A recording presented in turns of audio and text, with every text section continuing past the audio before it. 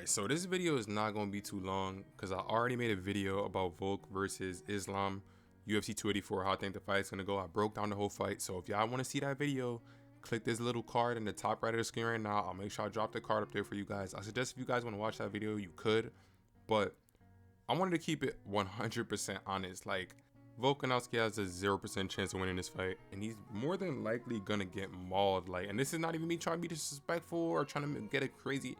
Like, this is just the facts. It's so simple, and I wanted to get to the simple basic points because I already broke this fight down.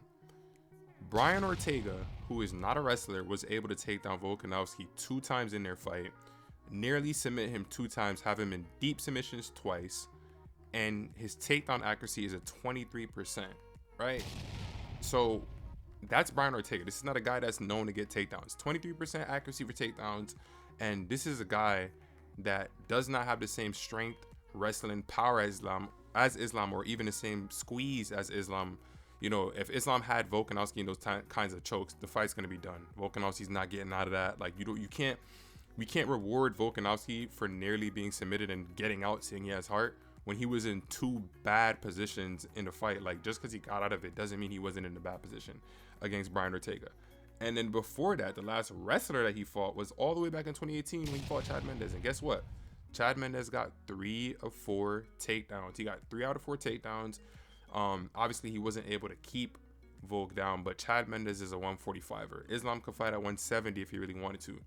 Chad Mendes will get stomped at 170. So that it's just as simple as that. It's literally just as simple as that. Islam has a 65% takedown accuracy, and he averages 3 takedowns a fight. Over the course of a 5-round fight, it's not going to go well for Volk. It's just what it is. He's going to get mauled. He's going to get dominated. And Islam doesn't even absorb. He absorbs barely a strike per minute.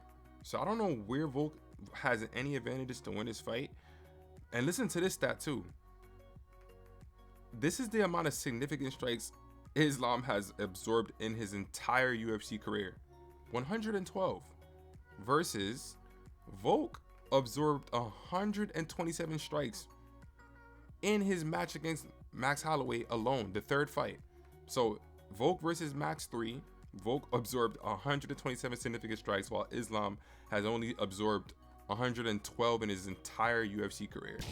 So, I mean, let's be real here. Volk has no chance of winning this fight. You know, he's still a great fighter. He's still the best 145 pounder of all time. So it doesn't really do nothing to him if he loses this fight.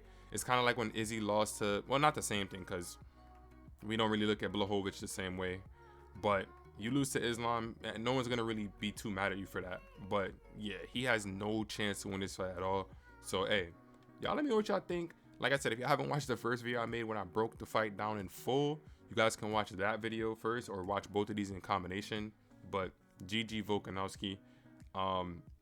Yeah, we're going to see how it plays out. I already know how it's going to play out. So anybody else, if you have a different thought process, drop the comments down below. And I'll see you on the next video, man. Peace.